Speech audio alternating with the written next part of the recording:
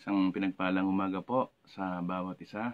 Sa pangalan po ng ating Panginoon, sa mga kapatid po natin na naka-online po at nakasasaksi ng programa pong ito. Ang pag-aaral po ng salita ng Diyos ay nagmumula po rito sa lugar po ng Doropay Church kay Anlog, Calamba City, sa pangunguna po ng inyong lingkod, Pastor Perdi Rada, sa ilalim po ng Distrito 6 sa pangunguna po ng aming Pastor Cheryl Manansala. Good morning po, Pastor Che. Sa umaga pong ito, napakaganda na binigyan tayo minsan pa ng Panginoon ng panibagong buhay, taglay yung buhay na sa Kanya nagmula. At sa umagang ito, napakaganda po na pasimulan natin sa pagbubulay ng Kanyang mga salita ang ating umaga. At bago po tayo mag-aral ng Kanyang mga salita, tayo po muna ay umawit sa Panginoon ng isang pagsambang awit. Purihin kayo, Panginoon. Luwalhatiin kayo. Hallelujah. Ang puso ko'y dinudulog sa'yo, nagbabakong baba, nagsusumamo, paging dapatin mo na ikaw ay mamasdan, makanihin ka at sa'yo ay pumisan. Ang puso ko'y dinudulog sa'yo,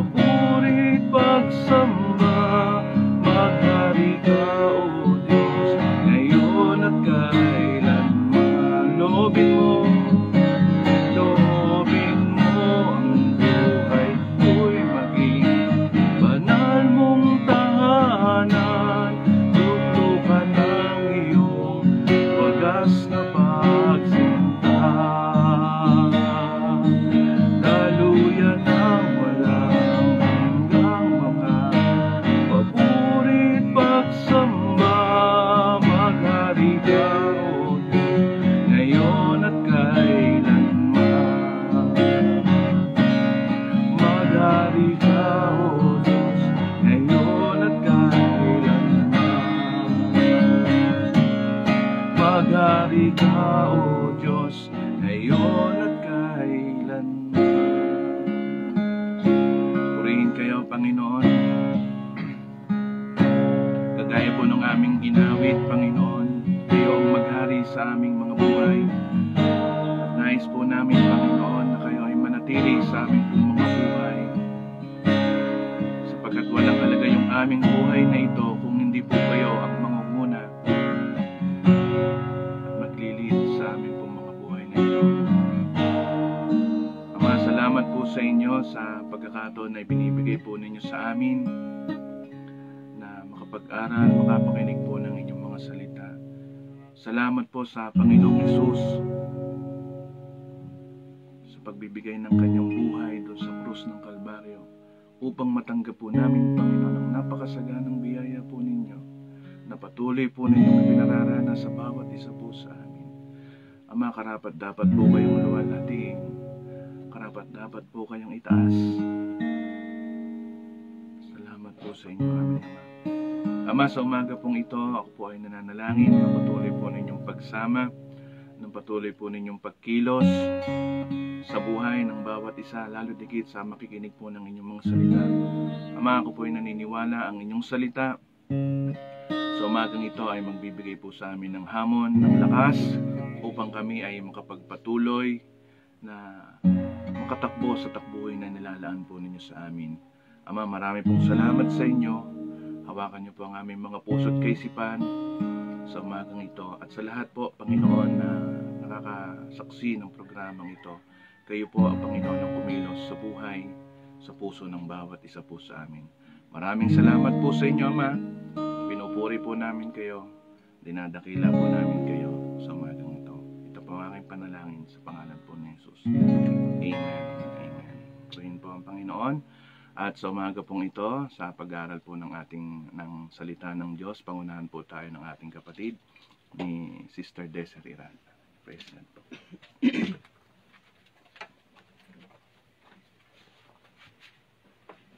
Mapagpalang umaga po sa bawat isa sa atin at sa bawat isang nakikinig at nakasubaybay po sa pag-aaral ng salita ng Diyos. Amen. Muli sa umagang ito tayo minsan pang manalangin sa Panginoon, hingin natin ang paggabay at pagkilos ng Diyos. Sa umagang ito, hallelujah. Purihin kayo, Diyos na dakila at makapangyarihan sa lahat. Kami patuloy na lumalapit, nagpapasiyasat sa inyo, Panginoon. Sa umagang ito, Panginoon, anumang salita, pagtuturo, aral, Panginoon, na ay maririnig, ito'y patuloy namin maunawaan. Maging aral sa bawat isa sa amin, Panginoon, at ito'y patuloy namin maisagawa sa pang-araw-araw, Panginoon. Maraming salamat po ang inyong paggabay at pagkilos ng Espiritong Banal, ang inaasahan namin sa umagang ito. Sa pangalan ni Jesus, Amen. Good morning po muli sa bawat isa sa atin. Hallelujah. Makipagbukas po kayo sa mga aklat ng unang Pedro 5, 6 hanggang 7. Hallelujah. Unang Pedro 5, 6 hanggang 7. Ito po ay aking babasahin. Sabi po doon, kaya nga magpakumbaba kayo sa ilalim ng makapangyarihang kamay ng Diyos, upang kayo ay kanyang itaas sa takdang panahon. Sa 7, ilagak ninyo sa kanya ang lahat ninyong kabalisahan, sapagkat siya ay nagmamalasakit sa inyo. Amen. Bawat isa po sa atin ay patuloy na pinapaalalahanan ng kanyang mga salita sa umagang ito. Sabi doon, una, humble yourselves before the Lord and He will lift you up. O sabi doon ay, kaya magpakababa kayo sa ilalim na makapangyarihang kamay ng Diyos upang kayo ay kanyang itaas sa takdang panahon. Sabi dito sa Santiago 4:10, magpakababa kayo sa harapan ng Panginoon at itataas niya kayo. Amen. Sabi doon, kailangan nating magpakumbaba. Under po nito, sabi, sabi dito sa kanyang mga salita, sabi ay, kilalanin ang hindi pagiging karapat-dapat ng isang tao. Kilalanin natin yung pagiging hindi karapat-dapat ng isang tao. Acknowledge one's unworthiness. Ang sabi doon. Diba, ang lahat naman po sa atin ay hindi naging karapat-dapat. Amen. Hindi naging karapat-dapat sa harapan ng ating Diyos. Ngunit, ano pong sabi doon? Dahil sa ating mapagpakumbabang paglapit sa ating Diyos, tayo ay kanyang pinapaging dapat. Tayo ay ginagawa niyang karapat-dapat sa kanyang harapan. Ano po? Wala pong maipagmamalaki ang sino man sa atin. Walang maipagmamalaki ang bawat isa sa harapan ng ating Panginoon. Nakikita ng ating Diyos ang lahat ng meron tayo, kung ano tayo bilang isang Kristiyano, kung ano tayo bilang isang lingkod ng Diyos. Amen. At under pa nga po noon, sabi doon ay, kilalanin ang pagiging makasalanan. Ano po? Sino po dito ang hindi nagkasala o hindi naging isang makasalanan? Wala po, hindi po ba? Sabi po doon sa Roma 3:10, walang matuwid, wala. Kahit isa.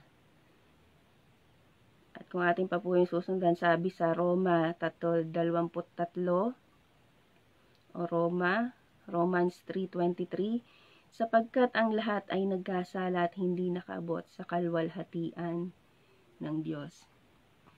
Pinasabi dito, walang matuwid, wala kahit isa, at ang lahat ay nagkasala at walang nakaabot doon sa kalwalhatian ng Diyos. Amen. At walang inaaring matuwid sa atin ng Diyos. Lahat tayo ay nagkasala. Amen. Dahil nga sa pagkakasalang yon, ang Panginoong Jesus, siya mismo yung umako ng lahat ng iyon. Mismo yung kanyang buhay, kanyang ipinagkaloob, ibinigay sa atin para saan? Sa katubusan ng ating mga kasalanan. Amen. At wala ngang inaaring matuwid ang Diyos. Lahat tayo ay nagkasala.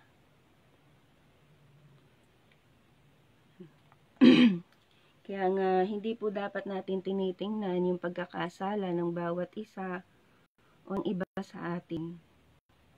Amen. Huwag nating ituring yung ating mga sarili na higit kaysa iba. Ay, ako naman ay hindi nagkakasala. Si kapatid ay puro naman, kapatid, bakit ka ba ganyan? Puro kasalanan, puro pagkakamali niya yung nakikita natin. Amen. Dapat nakikita po natin mismo yung ating mga sarili. Sabi nga, wala nga matuwid wala kahit isa. At walang inaari ang Diyos na matuwid sa bawat isa sa atin. Hindi po dapat natin tinitingnan pagkakasala ng ating mga kapatid. Huwag nating aring matuwid yung ating mga sarili. Sabi sa Pilipos 2:3, huwag kayong gumawa ng anuman dahil sa pansariling layunin o pagyayabang, sa halip bilang tanda ng pagpapakumbaba, ituring ninyong higit ang iba kaysa inyong mga sarili. Amen. Hindi nakikilala ng Diyos ang mga Kristiyanong mapagyabang o yung ang layunin ay pansarili lamang.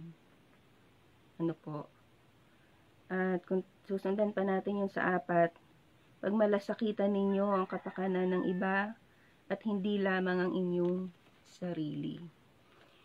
Pagkakaroon ng pagmamalasakit sa iba, hindi lamang sa sarili natin. Ano po? At kung ikaw mismo sa sarili mo ay nagkasala, Anong dapat nating gawin? Ano kapatid ang dapat mong gawin? Magpakumbabang lumapit po tayo sa ating Diyos at ihingi natin lahat ng kasalanan natin ng kapatawaran. Ano po? Kapatawarang ang Diyos lamang ang siyang magbibigay sa atin. O nagkasala si kapatid. Ano bang pwede nating gawing action? Kailangan ba sabihin natin sa iba? Hindi po. Kung nagkasala ang ating kapatid, kailangan na idulog natin siya sa panalangin sa Panginoon. Amen. Isang paraan upang hindi makapagpatuloy sa pagkakasala yung ating kapatid. Kailangan magkaroon nga tayo ng pagmamalasakitan sa bawat isa sa atin. Na anong pagkakasala ng bawat isa, patuloy na ating ipanalangin at ang Diyos ang tutugon sa lahat ng iyon. Amen. At under pa noon, magpasalamat tayo. Ipagpasalamat natin ang lahat. Hindi dahil tayo ay nagpapatuloy sa pagkakasala o si kapatid, kundi dahil may habag at biyaya ang Panginoon na patuloy na binibigay sa atin. Ang patawarin ka ng Diyos, isang biyaya, isang pagpapala. Naalisin ka doon sa kasalanang meron ka. Meron tayo. Salamat sa Diyos. At pangalawa, sabi doon ay, sa unang Pedro pa rin po, 5:7, ilagak ninyo sa Kanya ang lahat ninyong kabalisahan. Cast all your anxiety on Him because He cares for you. Amen. Yung kabalisahan na meron ng bawat isa sa atin.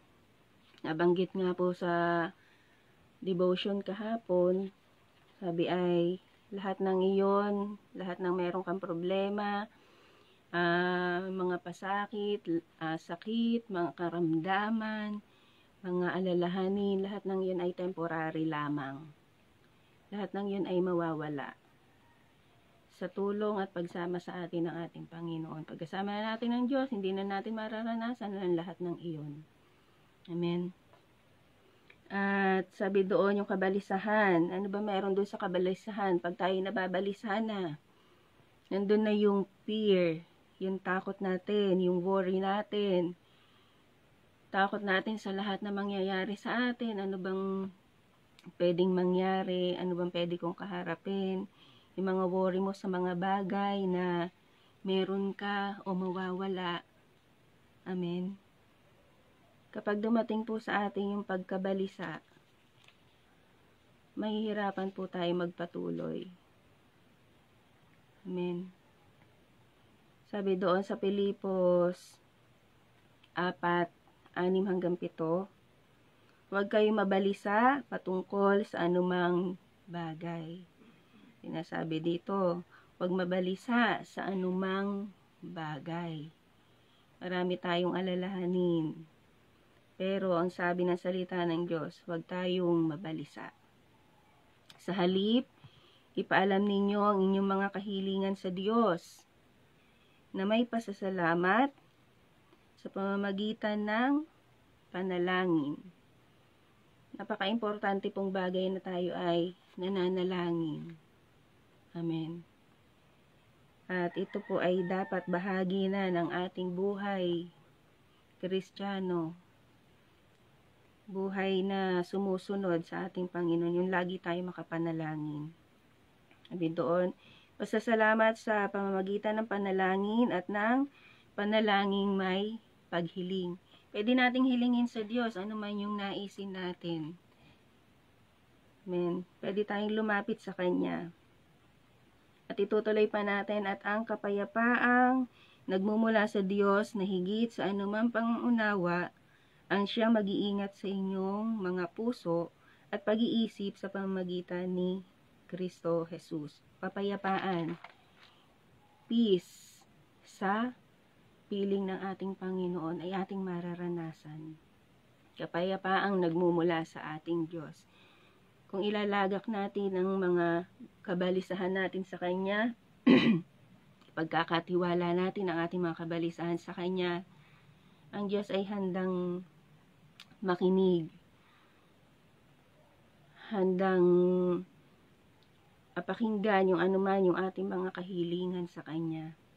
At hindi po dapat tayo nagiging hindi tayo dapat nagiging mapagmalaki o pumapasok sa atin yung pride na kapag nababalisa ka sa maraming pag-aalala, mga takot mo, ay nagkakaroon ka ng pride na, ang tagal naman sumagot ng ating Panginoon, ang tagal naman ng pagtugon ng Diyos sa atin. Kaya ko na to, yun na yung kaisipan natin. Kaya kong i-solve yung mga bagay na nagiging problema ko. Kaya kong i-solve ang lahat. Sabi nga, hindi mo masosolve ang problema ng isa pang problema. Anong kailangan natin? Kailangan natin ng tulong at gabay ng ating Panginoon. Amen. Kung hindi man natin makita sa iba yung tulong, yung kanilang pagdamay, pero ang Diyos palaging handa. Handa ang Diyos na tumulong at gumabay sa bawat isa sa atin. Dahil ano nga sabi, ang Diyos ay siyang nagmamalasakit sa bawat isa. May pagmamalasakit ang Panginoon sa atin. Amen. Hindi po dapat natin nilalagay yung ating mga sarili na okay na ako, kaya kong isolve ang lahat ng ito, di ko kailangan ng iba. Pero kinakailangan natin ang Diyos na patuloy na mag-iingat, patuloy na sasama sa atin, anuman yung ating mga gagawin, anuman yung kabalisahang inaalala natin sa ating mga buhay. Amen. At sa huli, sabi nga doon, kayo ay kanyang itataas sa takdang panahon. Sinasabi pa doon sa unang Pedro 5:6. Diba? Itataas tayo ng Diyos. Ang Diyos ang siya magtataas sa atin. Anong kailangan natin gawin? Patuloy tayo manatili sa Kanya. Patuloy yung pagpapakumbaba na dapat meron tayo bilang isang Kristiyano. Bilang isang naglilingkod sa Diyos. Amen. At patuloy tayong magtiwala sa anumang naisin ng Diyos na gawin sa ating mga buhay. Ang Diyos ang patuloy nakikilos at gagawa. At anumang bagay, kung tayo ay patuloy na nananatili sa piling ng Panginoon, sa presensya ng Diyos, ang lahat ng yun ay naandoon yung pagsama ng ating Panginoon. Mapapagtagumpayan natin ang lahat sa tulong at paggabay ng ating Diyos, na dakila, makapangyarihan sa lahat, Diyos na nakakaalam ng lahat-lahat sa atin. Amen po. At sabi nga, palagi tayong ine-encourage ng salita ng Panginoon na huwag tayo manghinawa sa lahat ng ito. May gantimpala palagi ang Panginoon. Palagi tayo maghintay, anuman yung gagawin ng Diyos sa ating mga buhay, magpatuloy lang tayo sa ating paglilingkod. At sa takdang panahon, ang Diyos ay patuloy na tutugon. Amen. Salamat po sa salita ng Diyos. At ini-encourage po natin ang bawat isa na palaging lumapit sa ating Panginoon. Maging mababa tayo sa lahat dahil sabi nga wala tayong ipagmamalaki sa Kanya. Maging focus po tayo sa ating paglilingkod sa Diyos. Yung ating isipan ay patuloy na naka-align lagi sa Kanya. Patuloy tayong kasihan ng banal na Espiritu ng ating Panginoon, samahan niya. Hallelujah. At patuloy na ang bawat isa sa atin ay palakasin ng Kanyang mga salita. Hallelujah. Maging mapagbantay po tayo, anuman yung naising pagawa sa atin ng Panginoon, ito'y ating maunawaan. Hallelujah. Tayo po ay minsan pang manalangin sa Diyos na dakila. Maraming salamat po, Panginoon. Patuloy nga kami maging mapagpakumbaba, Panginoon. Ano man yung alalahanin naming meron, Panginoon, ay patuloy naming ilapit sa inyo. At sa tamang panahon, kayo yung siya magtataas sa amin, O Diyos. Panginoon, lahat ng bagay na meron kami ay temporary lamang. At patuloy na kayo yung patuloy na paglaanan namin ng aming mga buhay na ito, O Diyos. Ano man yung aming mga nararanasan, ay kayo, O Diyos, ang siyang nakakakita. At ang lahat ng ito, O Diyos, ay tinataas namin sa inyo sa bawat isa, Panginoon, na nakapakinig ng inyong mga salita.